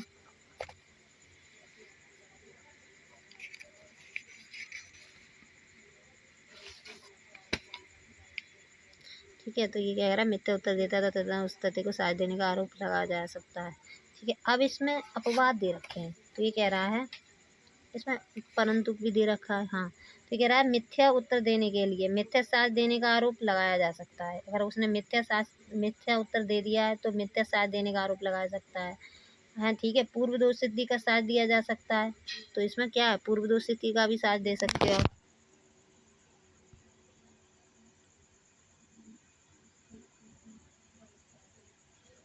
ठीक है, अब आ जाते हैं आगे।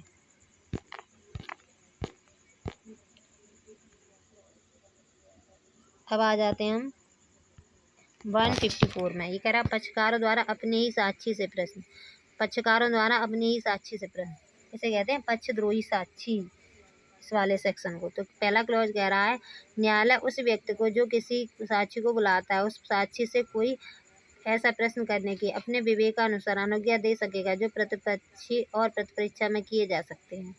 ठीक है, दूसरा कह रहा है इस धारा की कोई बात उपधारा 1 के अधीन इस प्रकार ज्ञात न किए जाएंगे व्यक्ति को ऐसे साक्षी के किसी भाग का अवलंब लेने के हक से वंचित नहीं करेगा। 154 कह रहा है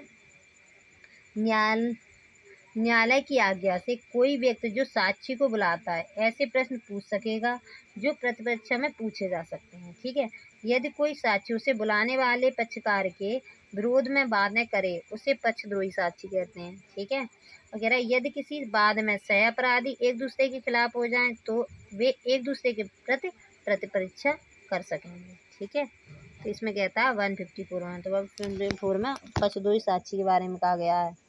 ठीक है, तो ये कह रहा है कि न्यायालय की आज्ञा से कोई व्यक्ति जो साक्षी को बुलाता है ऐसे प्रश्न पूछ सकेगा जो प्रतिपरीक्षा में पूछे जा सकते हैं क्योंकि वो पक्षद्रोही हो गया है। ठीक है, यदि कोई साक्षी उसे बुलाने वाले पक्षकार के विरोध में बातें कर रहा है उसे पक्षद्रोही साक्षी कहेंगे। ठीक है, यदि किसी बात में सह प्रतिवादी एक दूसरे के खिलाफ हो जाए तो एक दूसरे के प्रति वो प्रतिपरीक्षा कर सकेंगे। ठीक है, अब आ जाते हैं हम 155 कह रहा है साक्षी की विश्वसनीयता पर अधिक्षेप। तब यहाँ पे 155 में साक्षी की विश्वसनीयता पर आक्रमण माना जाएगा। तो कह रहा है कोई विपक्षी पक्षकार न्यायालय की सहमति से।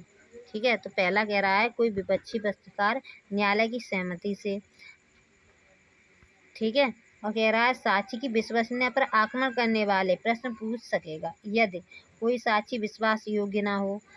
साक्ष्य रिश्वत लेकर या धमकी में आकर झूठ बोल रहा है, पिछले साक्ष्य का खंडन करने के लिए झूठ बोल रहा है, या बलात्संग के मामले में पीड़िता को व्यक्तिचारणी दर्शाने के लिए बोल रहा है, तो हम क्या कर सकेंगे, तो उसका साक्ष्य की विश्वसनीयता पर आक्षेप लगा सकेंगे। ठीक है।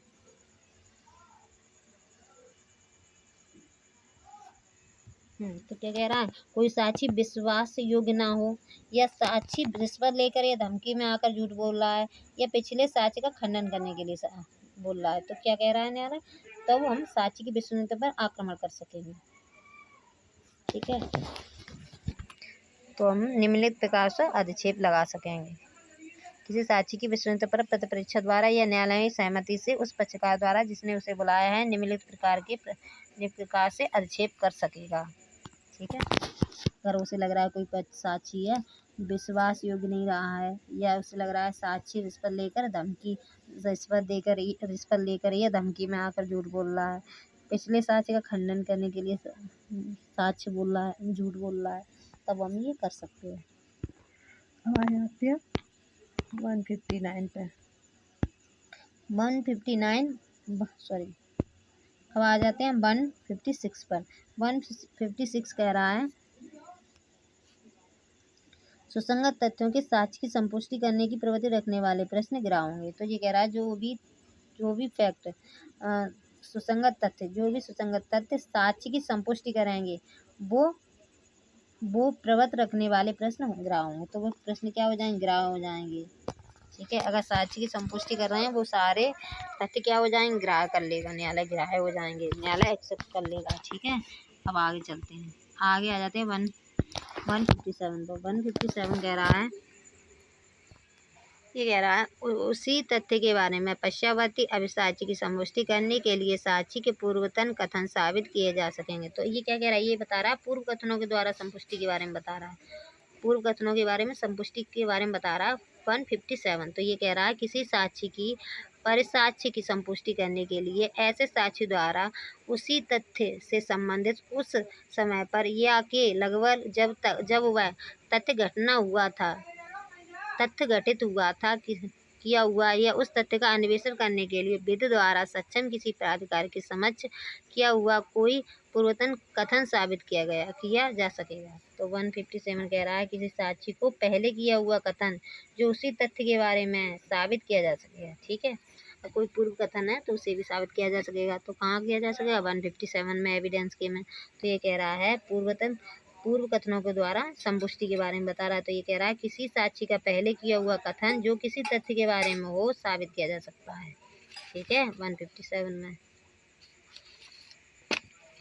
अब आ जाते 158। 158 कह रहा है साबित कथनों के बारे में जो कथन 32-33 के अधीन सुसंगत हैं, कौन सी बातें साबित की जा सकेंगी।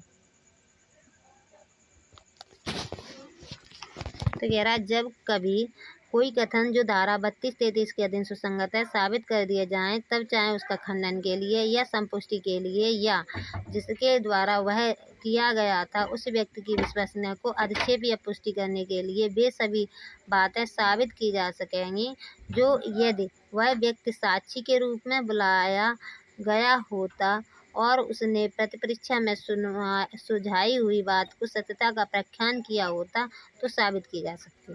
तो 158 कह रहा है ऐसे कथन जो धारा 32-33 में सुसंगत हैं उनकी पुष्टि या खंडन करने के लिए प्रश्न पूछे जा सकते हैं। तो सीधी बात क्या कह रहा है, तो ये कह रहा है ऐसे कथन जो धारा 32-33 में सुसंगत हैं उनकी पुष्टि या खंडन के लिए प्रश्न क्या पूछे जा सकते हैं। बस इतना ही कह रहा है ये। अब आ जाते हैं आगे 159 कह रहा है स्मृति ताज़ा करना। ठीक है। तो ये कह रहा है कोई साक्षी जबकि वह परीक्षा के अधीन है किसी ऐसे लेख को देख करके जो स्वयं उसने उस संज्ञान के समय जिसके संबंध में उसने प्रश्न किया जा रहा है या इतने शीघ्र पश्चात हो कि न्यायालय उसे संभाव्य समझता हो कि वह संज्ञान उस समय उसकी स्मृति में ताज़ा था, अपनी स्मृति ताज़ा कर सकेगा। ये कह रहा है कि कोई व्यक्ति किसी कार्रवाई में अपने द्वारा किसी संज्ञान में बनाए गए लेख को देखकर या उसके सामने किसी और के द्वारा बनाए गए लेख को देखकर स्मृति ताज़ा कर सकता है। ये कह रहा है 159। तो कह रहा है साक्षी प्रयुक्त प्रकार के किसी ऐसे लेख को भी देख सकेगा जो किसी अन्य व्यक्ति द्वारा तैयार किया गया हो। ठीक है, तो अन्य व्यक्ति द्वारा तैयार किया गया वो भी देख सकेगा, और उस साक्षी द्वारा उपर्युक्त समय के भीतर पढ़ा गया हो, यदि वह उसे लेख या उस समय जबकि उसने उसे पढ़ा था सही होना जानता था। तो 159 स्मृति ताज़ा करने के बारे में बताता है। तो इसमें 2 पॉइंट है। पहला पॉइंट ये कहता है कि कोई व्यक्ति किसी कार्रवाई में अपने द्वारा किसी समय में बनाए गए लेख को देखकर या उसके सामने किसी और के द्वारा बनाए गए लेख को देखकर स्मृति ताज़ा कर सकता है। ठीक है, अब आ जाते हैं हम आगे। सेक्शन 60 कह रहा है, धारा 159 में वर्णित दस्तावेज में कथित तथ्यों के लिए परिसाक्ष्य। तो कह रहा कोई साक्षी किसी ऐसी दस्तावेज में जैसे धारा 159 में वर्णित है वर्णित तथ्यों का अभिसाय उसे स्वयं उन तथ्यों को वरिष्ठ स्मरण नहीं हो पर साक्ष्य दे सकेगा यदि उसे यकीन है कि वे तथ्य उस दस्तावेज में ठीक ठीक अभिलिखित हैं। तो ये कह रहा है कि धारा 159 के लिए साक्ष्य कोई साक्षी धारा 159 में वर्णित तथ्यों का अपनी स्मृति के आधार पर साक्ष्य दे सकेगा। ठीक है, तो ये कह रहा है कोई साक्षी धारा 159 में वर्णित तथ्यों का अपनी स्मृति के आधार पर साक्ष्य को क्या कर सकता है, दे सकता है न्यायालय में। ठीक है, अब आ जाते हैं 161। 161 कहता है स्मृति ताज़ा करने के लिए प्रयुक्त लेख के बारे में प्रतिपक्ष का अधिकार। ये ज़्यादा नहीं पूछता। अब आ जाते हैं 162 दस्तावेज का पेश किया जाना, ये पूछ लेता है।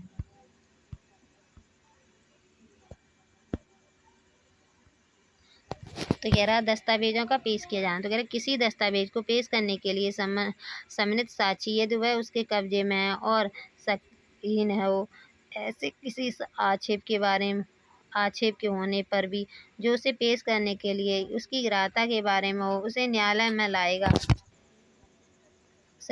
लाएगा। ऐसे किसी आक्षेप की विधि मान्यता न्यायालय द्वारा विनिश्चित की जाएगी। तो 162 कह रहा है यदि किसी व्यक्ति को किसी दस्तावेज को पेश करने के लिए जो उसके कब्जे में हो न्यायालय द्वारा सम्मन किया गया हो तो वह उसे न्यायालय में पेश करेगा। तो क्या कह रहा है कि यदि किसी व्यक्ति को किसी दस्तावेज को पेश करने के लिए और जो उसके कब्जे में है न्यायालय ने सम्मन किया है तो उसे वो न्यायालय में पेश कर सकता है। ठीक है, तो ये कहता है 162। अब आ जाते हैं 163। 163 कह रहा है मंगाई गई और सूचना पर पेश की गई दस्तावेज को साक्षी के रूप में दिया जाना। तो ये कह रहा है मंगाने या सूचना पर पेश की गई दस्तावेज को साक्ष्य के रूप में देना। तो ये कह रहा है यदि किसी दस्तावेज की किसी पक्षकार द्वारा मांगा गया है या उसे पेश करने की सूचना दी गई है या उस दस्तावेज का निरीक्षण के बाद वह साक्षी के रूप में पेश किया जाएगा कोई पक्षकार विपक्षी को नोटिस देकर दस्तावेज पेश करने के लिए कह सकता है। ठीक है, ये कह रहा है सेक्शन 163। तो ये क्या कह रहा है, ये कह रहा है यदि कोई दस्तावेज को किसी पक्षकार द्वारा मांगा गया है या उसे पेश करने की सूचना दी गई है या उस दस्तावेज के निरीक्षण के बाद वह साक्ष्य के रूप में पेश किया जाएगा कोई पक्षकार विपक्षी को नोटिस देकर दस्तावेज पेश करने के लिए कह सकता है। ठीक है, अब आ जाते हैं 164।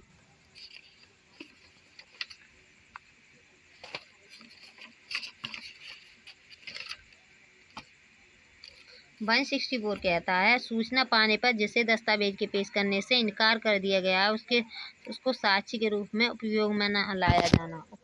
उपयोग में लाना ये कह रहा है जबकि कोई पक्षकार किसी दस्तावेज को पेश करने से इनकार कर देता है। तो कह रहा है अगर कोई पक्षकार किसी डॉक्यूमेंट को पेश करने से इनकार कर देता है जिसे पेश करने के लिए उसे सूचना मिल चुकी है तब वह तत्पश्चात उस दस्तावेज को दूसरे पक्षकार की सहमति के या न्यायालय के आदेश के बिना साक्ष्य के रूप में उपयोग में नहीं लाएगा। ये वेरी इंपॉर्टेंट सेक्शन है, काफ़ी इंपॉर्टेंट है, काफ़ी बार पूछता है। तो ये कह रहा है 164 कि यदि धारा 163 में दी गई सूचना के बाद अगर कोई सूचना दे दी है 163 में तब कोई पक्षकार किसी दस्तावेज को पेश करने के लिए इनकार कर देता है तो वह उस दस्तावेज को न्यायालय की आज्ञा के बिना साक्ष्य के रूप में उपयोग नहीं करेगा। अगर न्यायालय ने वो मंगाया था और वो डॉक्यूमेंट उसने पेश नहीं किया तो यह कह रहा है कि अब आगे भी अब उस डॉक्यूमेंट को आप साक्ष्य के रूप में उपयोग में नहीं लाएंगे। अगर लाएंगे तो पहले न्यायालय से अनुमति लेंगे, तभी आप न्यायालय की अनुमति के बिना साक्ष्य में नहीं लाएंगे। ठीक है, ये कहता है 164। अब आ जाते 165। 165 कह रहा है प्रश्न करने या पेश करने का आदेश देने की न्यायाधीश की शक्ति। तो इसमें सिंपल सा यही कह रहा है कि न्यायालय न्याय के हित में किसी भी साक्षी से किसी भी समय सुसंगत विसंगत तथ्य के बारे में कोई भी प्रश्न पूछ सकता है, किसी भी दस्तावेज को पेश करने के लिए आदेश दे सकता है। तो सीधी बात क्या है, तो कह रहा है प्रश्न करने या पेश करने का आदेश देने की न्यायालय की शक्ति। तो न्यायालय की पावर बता रहा है, तो ये कह रहा है न्यायालय न्याय के हित में अगर उसे लगता है तब वो किसी भी साक्षी से किसी भी समय सुसंगत या विसंगत तथ्यों को कोई भी प्रश्न पूछ सकता है और किसी भी डॉक्यूमेंट को न्यायालय में पेश करने के लिए ऑर्डर दे सकता है। अब आ जाते हैं 166। 160 जूरी असेसरों के बारे में बता रहा है। ठीक है, तो ये बताता है जूरी और असेसर के बारे में। ठीक है, वैसे ना 163 प्रावधान, ये एक केस था KM नानावती केस में जूरी असेसर को ख़त्म कर दिया गया है, पर ये सेक्शन अभी है तो हम पढ़ लेते हैं। ठीक है, तो इसमें बस इतना ही पूछता है कि जूरी असेसरों के प्रश्न की जूरी असेसरों के बारे में कहाँ दिया गया है एविडेंस, तो दिया गया 166 में। अब आ जाते हैं चैप्टर 11 में। तो चैप्टर 11 बताता है साक्ष्य के अनुचित ग्रहण और अग्रहण के विषय में। कोई साक्ष्य है उसका अनुचित ग्रहण अग्रहण के बारे में बताता है। इसमें एक ही सेक्शन है इस वाले चैप्टर में। ठीक है, और वेरी इंपॉर्टेंट सेक्शन है। ठीक है, तो ये बताता है साक्ष्य के अनुचित ग्रहण या अग्रहण के लिए नवीन विचारण नहीं होगा।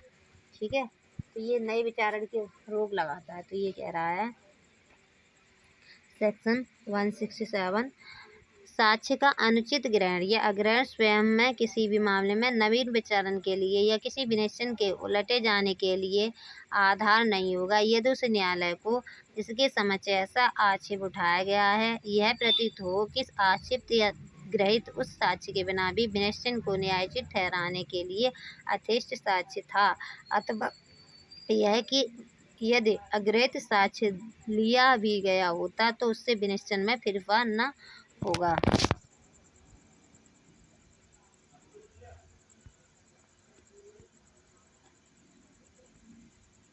तो कह रहा 166 कह रहा है साक्ष्य के गलत तरीके से ग्रहण करने या न करने के लिए किसी भी मामले में नया विचारण नहीं होगा जब तक कि न्याय के हित में ऐसा न्यायालय को उचित न लगे। ठीक है, तो ये कह रहा है किसी साक्ष्य को ग्रहण या अग्रहण के करने के लिए किसी भी मामले नया विचारण नहीं करेगा। ठीक है, जब तक कि न्याय के हित में ऐसा न्यायालय को उचित न लगे। और ये सिद्धांत सिविल और दैनिक दोनों कार्रवाइयों पर भी लागू होगा। तो 167 कह रहा है साक्ष्य के गलत तरीके से ग्रहण करने या न करने के लिए किसी भी मामले में नया विचारण नहीं होगा जब तक कि न्याय के हित में ऐसा न्यायालय को उचित न लगे। ठीक है, तो अब हमने एविडेंस कर लिया है कंप्लीट। आज हो गए 167 सेक्शन कंप्लीट। ठीक है, थैंक यू दोस्तों, गुड नाइट।